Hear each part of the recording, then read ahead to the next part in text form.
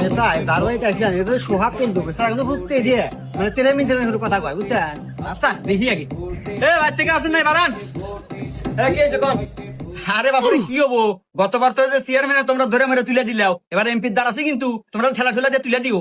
হ্যাঁ তোমাকে তোমার ঠেলা ভোটের আগে এসে নানান ধরনের অদা দাও আর ওটার পরে আর খবর থাকে না। কি রে এ আমাকে চেনে না নাকি রে চেনা দে আরে ভাই কি কি করতো না এখন চেয়ারম্যান সাহেব বোমা না। আমি অদা টদা দিই আমি ডাইরেক্ট কাজ করি।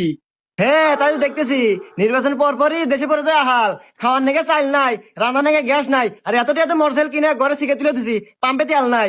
না এতে বেশি কথা কয় আরে তেল থাকতো কে বরিয়া জাহাজের তেল নিয়ে আসছি ওই যে জাহাজের গোয়া ফুটায় সব তেল সমুদ্রের মধ্যে পড়ে গেছে ও কি আমার দোষ হ্যাঁ হ্যাঁ ঠিকই তো। হ্যাঁ এ বাবু থামো তো আজারে পেছাল বেরো না এমনিতে মোটরসাইকেল সারা বাজার আইতে যাতে পায়ের ছাল উঠে গেছে তোমার কথা কোনো দামই নাই।